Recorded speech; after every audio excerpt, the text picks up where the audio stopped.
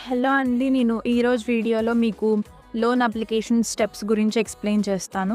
So, first of all ఏంటంటే మీకు loan application పెట్టే కంటే ముందు లోన్ అప్లికేషన్‌కి కావాల్సిన కంప్లీట్ లిస్ట్ ఆఫ్ డాక్యుమెంట్స్ గురించి నేను ప్రీవియస్ వీడియోస్‌లో ఎక్స్‌ప్లెయిన్ చేశాను. అది ఎవరైనా చూడకపోతే ఒకసారి అది చూడండి. మీకు ఒక ఐడియా వస్తుంది.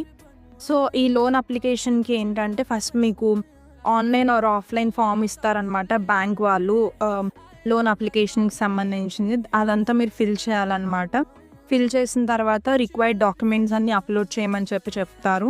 సో, ఆ డాక్యుమెంట్స్ అన్నీ మీరు అప్లోడ్ చేస్తారు. ఆ డాక్యుమెంట్స్ గురించి నేను ఆల్రెడీ వీడియో చేశాను. కేవైసీ డాక్యుమెంట్స్ మీవి, మీ పేరెంట్స్‌వి పర్సనల్ డీటెయిల్స్, అకాడమిక్ డీటెయిల్స్ ఇవన్నీ మీరు అప్లోడ్ చేయాలి. అప్లోడ్ చేసిన తర్వాత బ్యాంక్ వాళ్ళు వెరిఫై చేసుకుంటారండి. ఒకవేళ మీరు ఆ వెరిఫికేషన్ పాస్ అయ్యి మీకు లోన్ సెక్యూర్ అయితే గనుక మీకు లోన్ శాంక్షన్ లెటర్ ఇస్తారనమాట.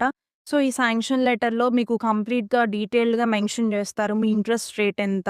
మీరు ఎన్ని ఇయర్స్‌లో రీపేమెంట్ చేయాలి? అండ్ మీకు ఎంత శాంక్షన్ అయింది? డిస్బర్స్‌మెంట్ మీకు ఎలా ఉంటుంది అని చెప్పి కంప్లీట్ లైక్ డీటెయిల్డ్‌గా అయితే ఆ శాంక్షన్ లెటర్‌లో ఉంటుందనమాట.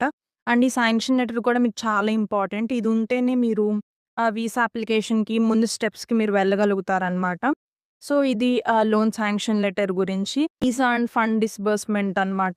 సో, ఒకవేళ మీరు కొన్ని బ్యాంక్స్ లైక్ క్రెడిల్, అవాన్సీ అలాంటి వాటి లోన్ వచ్చిందంటే గనక మీ అకౌంట్‌లో మీ పర్సనల్ అకౌంట్‌లో 28 డేస్ ముందు నుంచే ఆ ఫండ్ అనేది ఉండాలనమాట. మీకు కంప్లీట్‌గా loan amount for example 40,00,000 sanction అయిందనుకోండి.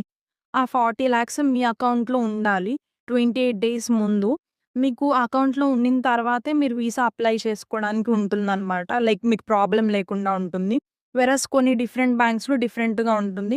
నా బ్యాంక్‌లో అయితే నాకెలా జరిగింది ప్రాసెస్ అంటే నేను ఎలాంటి ఫండ్ ముందే చూపించలేదు. నేను యూనివర్సిటీకి కొంత ఫీ కట్టాను. మిగిలిందంతా నా లోన్ శాంక్షన్ లెటర్ అప్లోడ్ చేశాను కాబట్టి నాకెలాంటి ప్రాబ్లమ్ అవ్వలేదు. సో, కంప్లీట్‌గా మీకు బ్యాంక్ మీద, మీ యూనివర్సిటీ మీద డిపెండ్ అవుతుందనమాట.